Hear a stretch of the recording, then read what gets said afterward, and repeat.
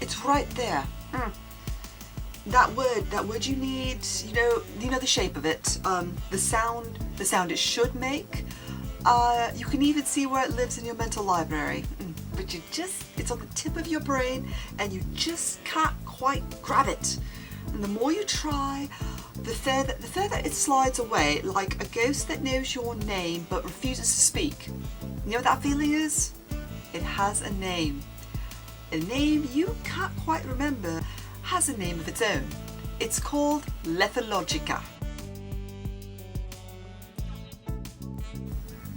And once you know what it means, you'll understand more than just your vocabulary.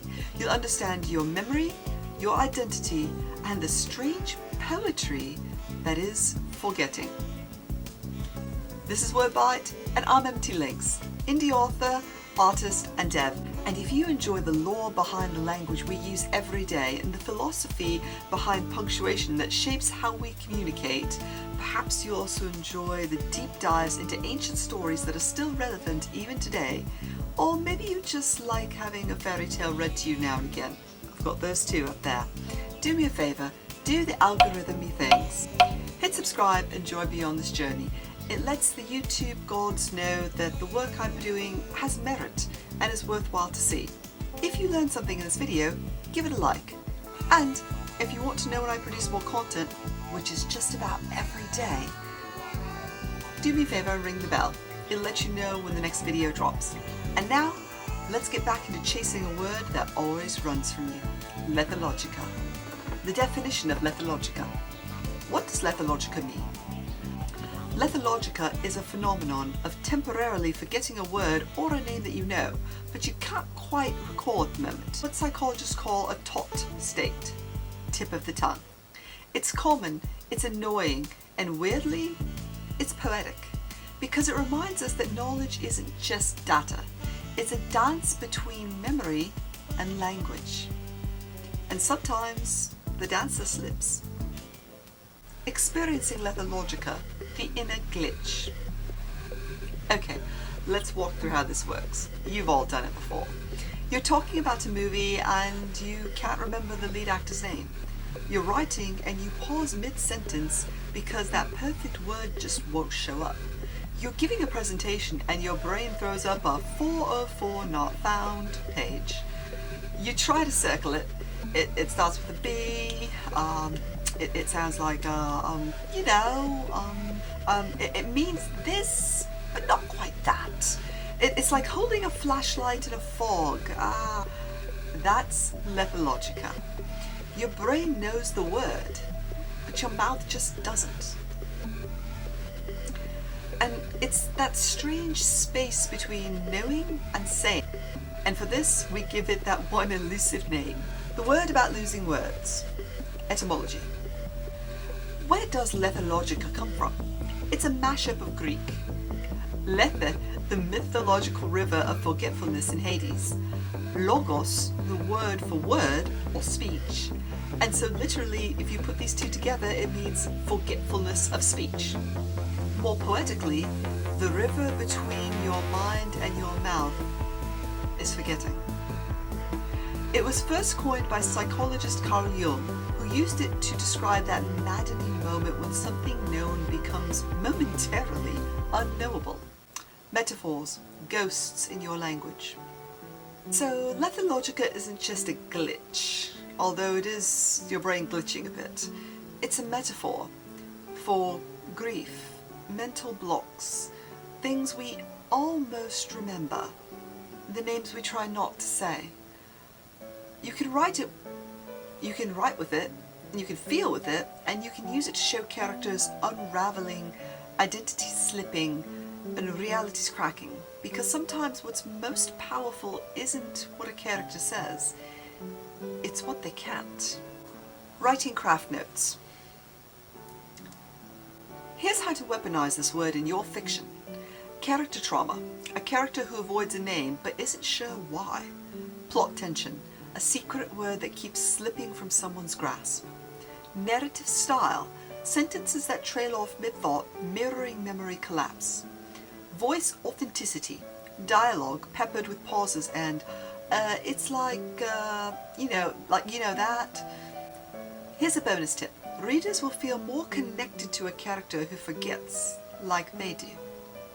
Don't just give your character perfect words. Give them honest and vulnerable silence. Lethologica in literature, film and poetry. Writers love playing with memory loss and word failure. Think of Eternal Sunshine of the Spotless Mind, memory erasure. The Giver, language as a control mechanism. House of Leaves, syntax fragmentation. Any story where someone forgets their own name. Even Finding Nemo, Dory is Lethologica personified. She forgets, she stammers, she substitutes and rewrites herself. We love her for it, because we do that too. The cognitive science behind why we forget what we know. Lethologica is scary because it's so natural in how it happens. Your brain stores words in networks, and retrieval depends on recent use, emotional charge, and neural connections. Stress or distraction interrupts those pathways, and the word is blocked by competing words or incomplete activation. Ironically, the harder you try, the harder it gets. That's called a blocking hypothesis. It's like the word hides because you are chasing it, and you only remember it when you stop trying. It's also one of the reasons why that perfect comeback that you had for that argument or that statement to just that great zinger comes in the shower a day and a half later after the argument occurred. Lethologica and identity. So Lethologica as a concept isn't exclusively about forgetting vocabulary. It can also encompass forgetting who we used to be. Think about it. When you have immigrants who forget their first language, survivors who block out words tied to trauma, people who forget a loved one's nickname after a loss, writers rereading old work and not recognizing their own sentences. Oh my, that one hit home. It's not just word loss, it's identity erosion. So when you feel it, don't just get frustrated.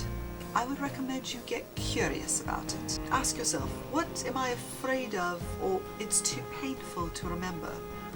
Or what am I letting go of because I don't use it anymore? Craft notes, the unspoken word.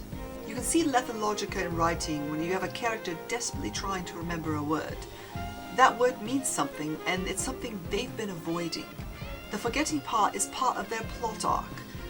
But if the writers don't let them find it, and let the word hang in silence, it's a craft methodology that allows the story to haunt the page like a ghost that is almost named. This is Lethologica as a narrative engine. The beauty of the almost. Sometimes the fact that we almost remember something is more powerful than fully knowing it.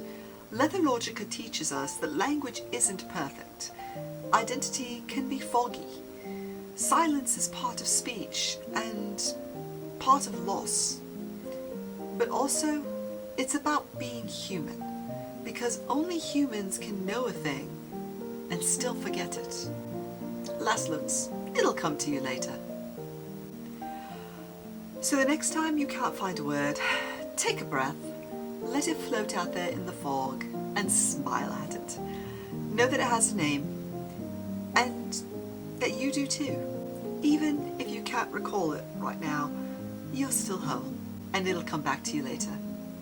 I'm Lynx, and this has been Wordbite. And if I forget your name, well, just know that I do still remember your story. And now you know. I'll see you in the next video. Switching it up again, this one right here. I'll see you over there.